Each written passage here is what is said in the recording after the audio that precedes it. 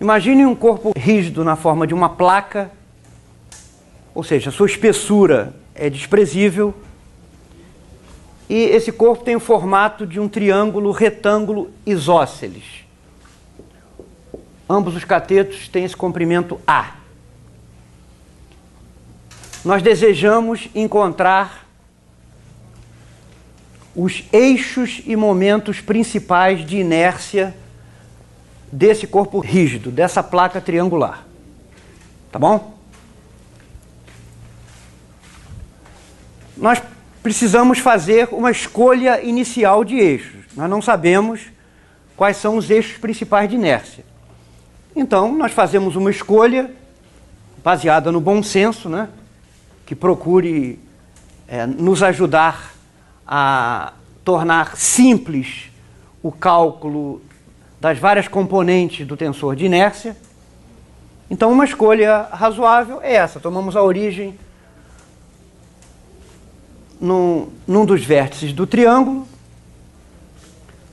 pomos os dois catetos, que são iguais, coincidentes, com os eixos x e y, e o eixo z é perpendicular ao plano da placa triangular. Tá bom? Então, feita uma escolha dos eixos, nós temos que calcular diretamente todos os elementos da matriz de inércia, ou todas as componentes do tensor de inércia. Então vamos relembrar. De modo geral, o elemento IJ do tensor de inércia, na versão contínua, é dado por integral de R2 delta de IJ menos XI XJ ρ dV.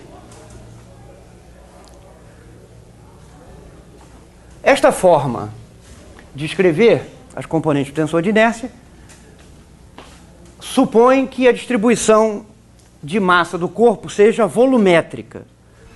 Se o corpo é uma placa, então nós fazemos a adaptação óbvia. Substituímos ρ pela densidade superficial de massa e o elemento de volume pelo elemento de área adequado. Eu vou usar dA maiúsculo só para evitar confusão com esse símbolo A minúsculo que foi usado. dA é elemento de área e sigma é a densidade superficial de massa. Neste problema aqui, a placa é homogênea. Isto quer dizer que a densidade superficial de massa é constante e simplesmente igual à massa da placa dividida pela sua área. Tá bom? Então, a densidade superficial de massa aqui é a massa da placa, vamos chamar de M maiúsculo, dividida pela área. Isto é a mesma coisa que M, a área da placa é a área do triângulo, A2 sobre 2. Então essa densidade superficial de massa é simplesmente 2M sobre A2. Esse elemento de área dA, como estamos usando coordenadas cartesianas, e a placa está no plano XY, esse elemento de área é dx dy. Bom, então, feitas essas observações, vamos ao cálculo dos elementos da matriz de inércia. Então, vamos começar com o elemento 1,1 da matriz de inércia. Isto, por definição, é integral. Eu vou denotar dessa maneira a integral sobre a superfície do triângulo. Daqui a pouco a gente explicita isso, tá? Integral sobre a superfície do triângulo de quando I e J são iguais a 1, isso aqui vale 1, Então fica R2 menos x1 ao quadrado, que é x2. R2 menos x2 é y2 mais z2. Vamos fatorar logo o sigma. O sigma é esse fator constante aqui. Então vamos extrair logo da integral. Então teremos 2m sobre A2, que é sigma, integral estendida ao triângulo, portanto, de y2 mais z2 dA. Esta integração tem que ser efetuada sobre esta região ocupada pelo triângulo, pela placa triangular. Agora, em cada ponto aqui da placa triangular, quanto vale z? Onde está essa placa triangular? No plano XY. Quanto vale a coordenada z em qualquer ponto do plano XY? Zero. Então isso aqui é zero na região de integração. Então a integral que precisa ser calculada é esta aqui, ó.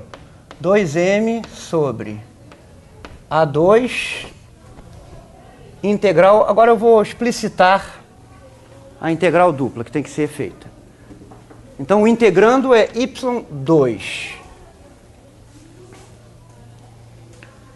A ordem de integração aqui é irrelevante. Podemos integrar primeiro em x, depois em y ou vice-versa.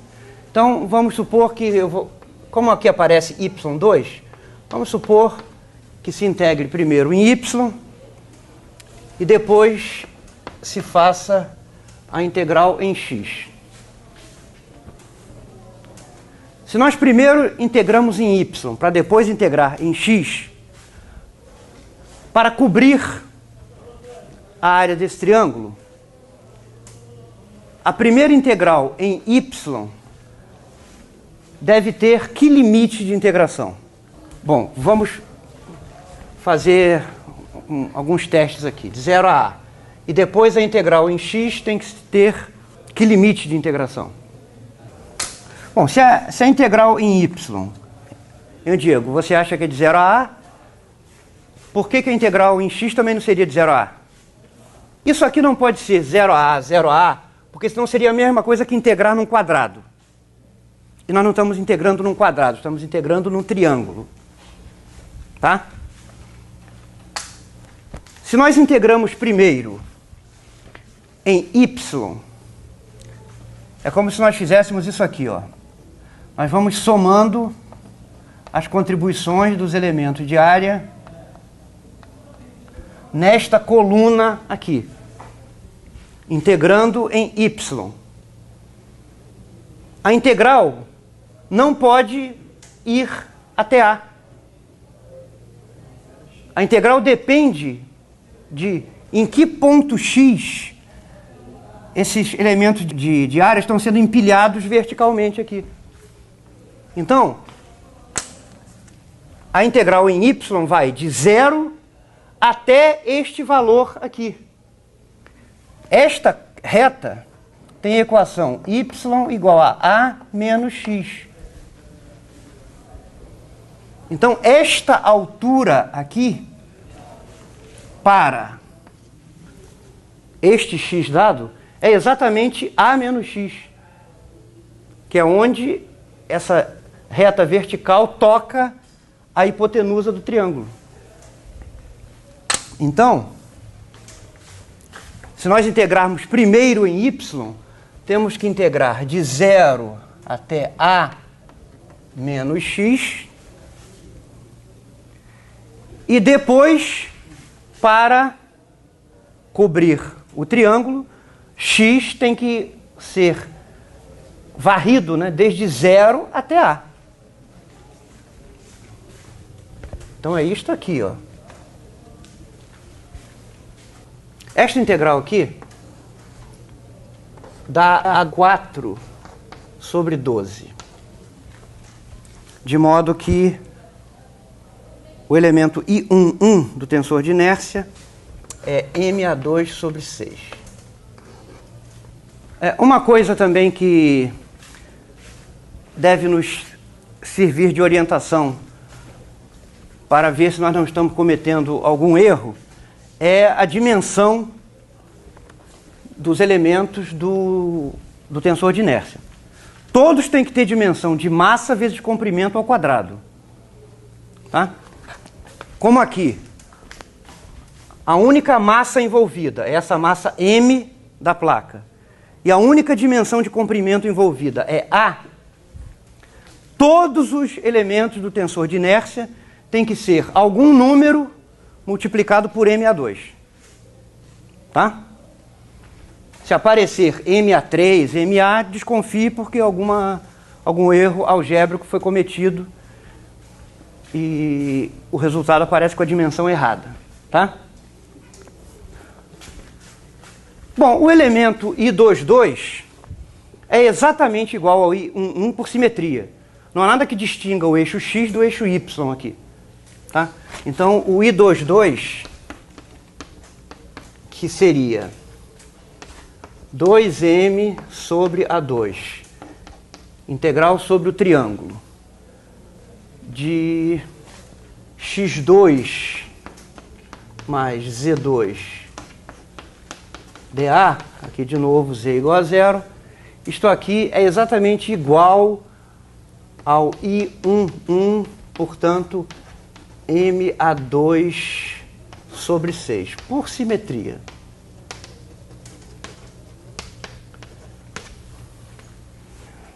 Quem por acaso não estiver seguro da igualdade por simetria, calcule e vai encontrar exatamente o mesmo valor. Tá? Agora vamos ao I33. O I33 vai ser dado por 2M sobre A2, integral sobre o triângulo. Quando I e J são ambos iguais a 3, isso aqui é Z2, então R2 menos Z2 é X2 mais Y2.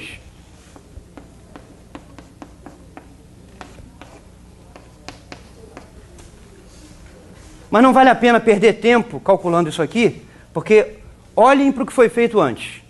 Esse fator, integral de Y2 dA sobre o triângulo, é o I11, que já foi calculado.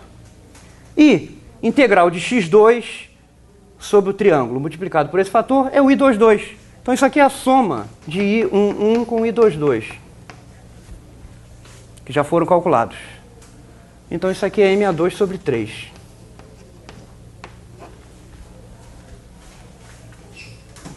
Isto aqui é um exemplo de um teorema útil conhecido como teorema do eixo perpendicular.